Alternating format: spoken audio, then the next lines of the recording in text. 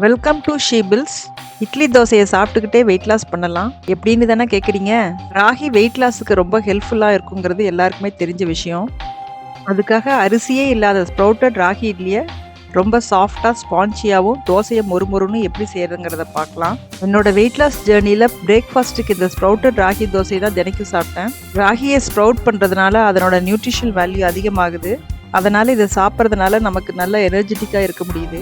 கஷ்டப்பட்டு weight loss பண்ணாமல் டேஸ்டியாக சாப்பிட்டுக்கிட்டே வெயிட்டை குறைக்கலாம். முளைக்கட்டிய ராகி இட்லி செய்யறதுக்கு ராகியை முதல்ல ஸ்ப்ரவுட் பண்ணிக்கலாம். அதுக்கு முதல்ல 2 கப் ராகி எடுத்து சுத்தமாக கழுவிக்கணும். இப்படி தண்ணி தெளிவாக இருக்கிற வரைக்கும் 3-4 தடவை கழுவிக்கணும். இதை 8 மணி நேரம் ஊற வச்சுக்கலாம். 8 மணி நேரம் ஊறின பிறகு மறுபடியும் 2 தடவை கழுவணும். அப்போ தான் முளைக்கட்டின பிறகு பிசுபிசுத்தன்மை இருக்காது. தண்ணியை வடிச்சிட்டு பவுலுக்கு கரெக்டான மூடியை போட்டு க்ளோஸ் பண்ணுங்க. மூடி பெருசாக இருந்ததுன்னா கமுத்தி வைக்கும்போது மூடி வழுக்கிட்டு வரும். தண்ணி நல்லா வடியறதுக்கு ஒரு தட்டுக்குள்ளேயோ இல்லை ஒரு செவுத்து பக்கமோ இப்படி ஹைட்டான டம்ளர் வச்சு பவுலை கமுத்தி வைங்க. இப்போ தான் தண்ணி ஈஸியாக வடியும். இந்த பவுலை அப்படியே 12 மணி நேரம் விட்டுடலாம். 12 மணி நேரம் கழித்து திறந்தோம்னா இந்த அளவுக்கு ஸ்ப்ரவுட் வந்திருக்குது.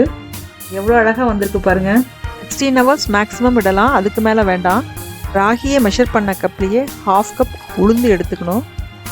கருப்பு உளுந்து வேணாலும் எடுத்துக்கலாம். வெந்தயம் வேணும்னா 1 ஸ்பூன் போட்டுக்குங்க. நான் இப்போ போடலை. உளுந்தை கழுவிட்டு 1 மணி நேரம் ஊற வைங்க. அதே சமயம் ராகி முழுகிற அளவுக்கு தண்ணீர் ஊற்றி வச்சுக்கணும். 1 மணி நேரத்துக்கு அப்புறம் ரெண்டையும் மிக்ஸ் பண்ணி மிக்சியில் 2-3 பேட்சாக அரைச்சிக்கலாம். ஜென்ரலாக இட்லிக்கு கிரைண்டரில் அரைச்சாதான் இட்லி நல்லாயிருக்கும். இந்த ஸ்ப்ரவுட்டட் ராகி இட்லியை ஈஸியாக மிக்சிலேயே அரைச்சிக்கலாம். அப்போவே நல்லா சாஃப்டாக நல்லா வரும். ராகியில் இருக்கிற தண்ணியை அரைக்கிறதுக்கு கரெக்டாக இருக்கும். 2 ஸ்பூன் உப்பு போட்டு கொஞ்சம் தண்ணியான கன்சிஸ்டன்சியில் கரண்டிலேயே மிக்ஸ் பண்ணி விட்டுடலாம். கையில் கரைக்கணுங்கிற அவசியம் இல்லைங்க. ராகியை ஃபர்மெண்ட் பண்ணுறதுக்காக நம்ம நிறையா நேரம் ஊற வச்சுருக்கிறோம். அதனால் இது சீக்கிரமாக பொங்கி வெளியில் வந்துடும். இதை மூடி 4 மணி நேரம் வச்சுருங்க. இப்போ மாவு நல்லா புளிச்சு வந்திருக்கு. ஏற்கனவே முளைக்கட்டுறப்ப ராகி ஊறி இருக்கிறதுனால ஃபர்மெண்ட் பண்ணுறதுக்கு கண்டிப்பாக 4 மணி நேரத்துக்கு மேலே வேண்டாம். அரிசி இட்லி மாதிரி 8 மணி நேரம் புளிக்க வச்சோம்னா ரொம்ப புளிச்சு போய் சாப்பிடவே முடியாதுங்க. அதனால் வெயில் ஹீட்டுக்கு தகுந்த மாதிரி 4 ஹவர்ஸ்க்கு முன்ன பின்ன புளிக்க வச்சுக்கோங்க. கரெக்டாக ஃபர்மெண்ட் பண்ணுறது இதில் ரொம்ப முக்கியமான விஷயம். மாவை லைட்டாக மிக்ஸ் பண்ணிவிட்டு இட்லி ஊற்றிருக்கிறேன். 15 மினிட்ஸ் வேக வச்சுக்கலாங்க.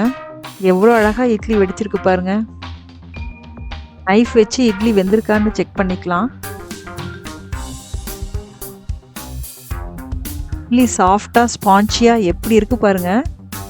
வீடியோவில் உங்களுக்கு பார்க்கும்போதே இட்லி ஸ்பான்ச்சியாக இருக்கிறது தெரியும்னு நினைக்கிறேன். இதுக்கு சைட் டிஷ் தேங்காய் சட்னி நல்லாயிருக்கும். இந்த ராகி இட்லிக்கு எல்லா சைட் டிஷ்ஷுமே நல்லாயிருக்கும். இட்லி செய்யறதுக்கு லேட் ஆகும் நினச்சிங்கன்னா தோசையும் இட்லி மாதிரி சாஃப்டாக வரத்துக்கு இந்த மாதிரி தோசையை கொஞ்சம் மொத்தமாக ஊற்றி மூடி வைங்க. திருப்பி போட வேண்டாம். ரொம்ப சாஃப்டாக இருக்குங்க. வெயிட் லாஸ் இருக்கிறவங்க தோசைக்கு ஆயில் அவாய்ட் பண்ணிக்கலாம். ஆயில் இல்லாமையே ராகி தோசை நல்லா வருங்க. தோசை மொறுமொறுன்னு வேணும்னா கொஞ்சமாக தண்ணி ஆட் பண்ணிக்கோங்க. இப்போ தான் மாவை மெல்லிஸாக ஊற்ற முடியும். இப்போ பேப்பர் ரோஸ்ட் மாதிரி நல்லா வந்திருக்கு பாருங்கள். வீடியோ பிடிச்சிருந்ததுன்னா லைக் பண்ணிவிட்டு சப்ஸ்கிரைப் பண்ணிக்கோங்க.